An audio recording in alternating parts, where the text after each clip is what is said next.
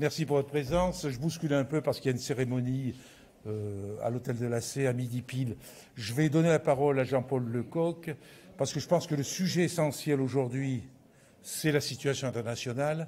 Donc on a pensé que ça devait être le point central de ce point presse. Bien évidemment, s'il y a d'autres questions, on y répondra, mais on risque d'être un peu bousculé. On est chaque fois en retard, donc je laisse la parole à Jean-Paul.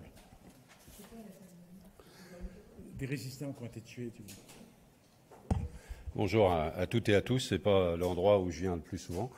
D'abord, vous avez certainement parlé de l'Algérie avec Sabrina tout à l'heure. On est complètement sur des bases identiques, en tout cas en ce qui nous concerne, elle et moi, sur ces sujets-là, en ce qui concerne nos groupes. On pense que la France doit changer de position et travailler justement au rapprochement plutôt que.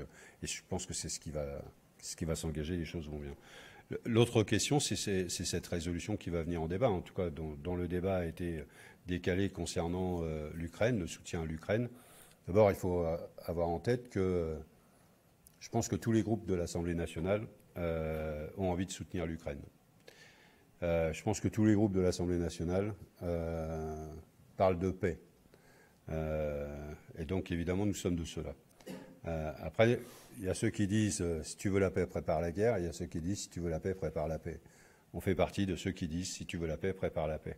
Et on pense qu'aujourd'hui, les grands enjeux, au moment où les grandes puissances parlent de se rapprocher, de discuter, de travailler à la paix, etc., c'est de donner du sens à ce travail. Et vous savez que notre groupe est très attaché au droit international, au respect du droit international, à l'ONU, à la Charte des Nations Unies. Et on voit bien ces dernières années comment a explosé le droit international, le respect du droit international. On est entré dans l'espace où c'est le droit de la force qui prend la place de la force du droit. Et à ce droit de la force, nous, on veut s'opposer. On veut qu'à un moment donné, si on parle de réarmement, on veut réarmer la paix. On veut réarmer le droit international. On veut que notre pays, membre permanent du Conseil de sécurité, c'est-à-dire quand même avec une responsabilité particulière, souvent la plume à l'ONU sur des résolutions internationales, parce que la diplomatie française à l'ONU est toujours considérée comme très performante. En plus, notre langue est une des langues diplomatiques et la langue la plus précise. Et donc, il faut que ce statut-là, on l'utilise, y compris pour résoudre les questions de la guerre en Ukraine. L'autre question, c'est l'Europe face à cette situation-là. L'Europe n'est pas une nation. L'Europe est un ensemble de plusieurs nations qui ne pensent pas tous forcément la même chose, qui au fil des élections n'auront pas tous tout le temps la même pensée. Et donc, dans l'idée que la nation française ne soit pas dépendante à la fois sur les armements, sur les technologies, etc., de dire on s'appuie uniquement sur l'Europe, c'est une erreur de le faire comme ça. Que des coopérations nous permettent de progresser, que des coopérations nous permettent de gagner en indépendance, c'est une chose, mais de considérer que c'est à l'échelle européenne qui n'est pas structurée en État fédéral, on ne partage pas l'idée de faire cet État fédéral, mais qui n'est pas structuré comme ça, on ne peut pas y aller. Et puis, il y a la notion de surarmement. Alors, on voit bien que ce n'est pas des surarmements, et André Chassaigne, qui était à la Commission de la Défense, nous a rappelé les choses. Ce n'est pas un surarmement militaire, mais c'est un surarmement sur le reste des guerres, puisqu'on est dans le cadre de guerres hybrides. Et d'ailleurs, les influences que l'on a vues de la Russie sur certaines élections, etc., posent question pour l'avenir, d'ailleurs. La puissance des démocraties, le résultat des élections, la crédibilité du résultat des élections pourrait être posée partout.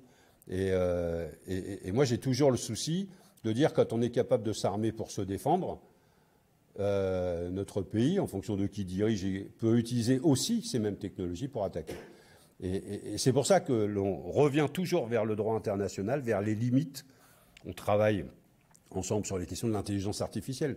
Pour l'instant, c'est hors norme, c'est-à-dire pas de normes pour réguler, pour que les choses se développent librement et que l'inventivité soit la règle, etc. Or, on sait très bien qu'il faut canaliser les choses, il faut mettre des normes, parce que sinon, l'intelligence artificielle dans l'armement, dans la bombe atomique, moi j'arrête pas d'interpeller là-dessus, pourrait être un des outils les plus dangereux que l'homme ait créé pour l'avenir. Donc il faut à chaque fois qu'on soit dans cette dimension-là. Donc voilà, on aura toutes ces choses-là à dire dans le cadre de la résolution. On ne peut pas voter contre le retour des enfants ukrainiens, évidemment. Il y a un tas de sujets pour lesquels on ne peut pas voter contre, mais on ne peut pas voter pour l'entrée dans l'OTAN, on ne peut pas voter pour l'entrée dans l'Union européenne, parce qu'il n'y a pas que la question de la paix qui est posée, il y a aussi toute la question économique de l'Ukraine qui rentre dans l'Union européenne, qui est posée à juste titre. Et puis on défend, et on aurait pu défendre depuis 3 ans, et on aurait pu défendre bien avant, l'idée d'une réécriture de la sécurité, de la coopération en Europe. C'était les accords d'Helsinki, on aurait pu travailler à réécrire ça. La France aurait pu jouer ce rôle-là. Elle a plutôt vendu des armes ou distribué des armes, mais on aurait pu travailler diplomatiquement. Nous, on a combattu l'affaiblissement de notre diplomatie française. Jean-Yves Le Drian a redonné un peu plus d'énergie à notre diplomatie, mais au fil des années assez appauvrie. Et ce qui est bien dommage, parce qu'on ne peut plus jouer ce rôle que l'on jouait jadis dans le travail pour la paix. Donc voilà la philosophie dans laquelle on se trouve. Notre groupe aura peut-être des votes différents, des abstentions, des votes contre, parce qu'il y a des sujets pour lesquels on peut pas forcément accepter, notamment l'OTAN, on n'acceptera pas ça. Et puis, mais il n'y aura certainement pas de voix pour, alors que je vous le répète, et je vais conclure là-dessus, nous sommes tous pour, et la paix, et le fait de soutenir l'Ukraine et de trouver les chemins du soutien et de la construction de la paix. Dans l'Ukraine, dans l'UE, je vous l'ai dit, pour l'instant, il n'y a pas de conditions réunies. Les agriculteurs pourront en parler. Au niveau économique, l'entrée de l'Ukraine dans l'Union européenne n'est pas d'actualité pour l'instant.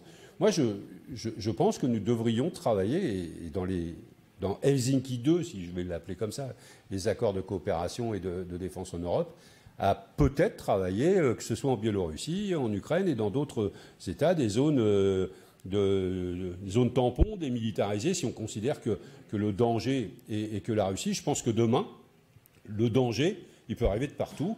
On l'avait vu avec le terrorisme, on peut le voir avec des États qui basculent, et on le voit avec la réaction. Enfin, on ne peut pas dire qu'on soit très en sécurité avec l'arrivée de Trump au pouvoir. Donc les choses, ça peut arriver de partout. Et donc que l'Europe, que notre État, etc., se protège et crée sa défense pour se protéger, mais pas en ciblant forcément un seul pays, mais en se disant que l'impérialisme peut arriver de tous côtés et qu'on soit prêt justement à lutter contre l'impérialisme. Et on rappelle quand même que l'impérialisme est souvent accolé au capitalisme. Puisqu'on parle de... Pourquoi ? Parce que c'est sonorisé. Ah, la voix porte pas assez. Bon, ok. Parce qu'on parle de paix, voilà, c'est même assez impressionnant. Puisqu'on parle de paix, moi je vais parler de Nouvelle-Calédonie, puisque vous savez qu'on est en train de faire beaucoup de médiation, de diplomatie, etc. Et il s'avère que le FLNKS, dont votre député, ne se remettra pas à la table des négociations si effectivement les prisonniers qui sont arrivés en métropole ne sont pas libérés immédiatement. Vous en pensez quoi ? Je pense qu'à un moment donné, il est nécessaire de donner des gages à la volonté de négocier. Les prisonniers qui sont actuellement en métropole, pour certains, peuvent être qualifiés de prisonniers politiques. En tout cas, les camarades de Nouvelle-Calédonie les qualifient de la sorte. Et donc, si vous voulez engager des négociations politiques, il faut libérer les prisonniers politiques. Et ce n'est pas le seul endroit où la question se pose, c'est donner des gages à ces discussions-là. Notre collègue de Nouvelle-Calédonie arrivera demain. Vous pourrez lui poser directement la question dans la salle des 4 colonnes demain, justement parce on lui avait réservé une question pour aborder mais il ne sera pas là à l'heure pour les questions d'actualité demain. Donc sinon il avait demandé au groupe pour en poser une, ce qui est bien dommage. Mais n'hésitez pas à le croiser ou à l'interpeller pour lui poser la question directement à lui. Mais je pense que l'état d'esprit du FLNKS, c'est aussi d'apaiser les choses. Et une façon d'apaiser, c'est de libérer les prisonniers. Et quitte, si jamais il y a des questions de droit commun qui peuvent être posées sur certains prisonniers, eh bien, vous n'êtes pas obligé de les laisser en métropole. C'est-à-dire, vous pouvez les rapprocher aussi des familles. Là, la façon dont ça a été fait, c'était vraiment pour marquer les choses. Vous l'avez remarqué, je pense, comme nous, quoi. Je voulais revenir sur l'Ukraine, où vous disiez donc que le groupe GDR soutenait le soutien à l'Ukraine. Est-ce que pour cela, il faut mobiliser l'épargne des Français comme le souhaite le gouvernement ? Les questions financières, telles qu'elles sont posées, elles étaient posées au départ comme une libération des finances européennes, c'est-à-dire pas solliciter l'épargne des Français. Et tout au départ, la Commission européenne avait, un peu comme dans la crise Covid, permis de dépasser les critères. Et je pense que c'est cette direction-là qu'il faut prendre. Et ça nous surprend d'ailleurs, parce que vous dites mobiliser l'épargne des Français. Les Français que j'ai rencontrés dans ma circonscription ce week-end disaient mais où est-ce qu'ils vont trouver les milliards qui vont alimenter la loi de finances militaire, puisqu'on doit passer de 50 milliards à 100 milliards, c'est-à-dire on double la loi de finances. Les Français disent il ne faut pas que ce soit dans la santé, il ne faut pas que ce soit dans l'éducation, il ne faut pas que ce soit dans la justice, il ne faut pas que ce soit dans la sécurité, il ne faut pas que ce soit dans la vie sociale. Même si le MEDEF a commencé à dire l'économie de guerre, ce serait bien de reculer l'âge de la retraite, ce serait bien de limiter les cotisations sociales, ce serait bien... vous avez vu, déjà, ils n'ont pas perdu de temps, eux. Je pense qu'à un moment donné, l'épargne des Français, elle doit rester là où elle est utile, c'est-à-dire, je termine, sur les questions de logements sociaux, sur les questions... Et puis les autres milliards, c'est la Commission européenne qui prend la décision de faire tourner la planche à billets, puisque c'est ce qui avait été fait la dernière fois, de libérer des finances pour venir en soutien à l'Ukraine. Il y avait la question des intérêts sur les avoirs russes qui pouvaient aussi alimenter ce fonds dans le cadre du droit international. Les intérêts. Je vous laisse parce qu'après mes camarades, mes collègues vont pas être contents. Merci à vous. Ouais.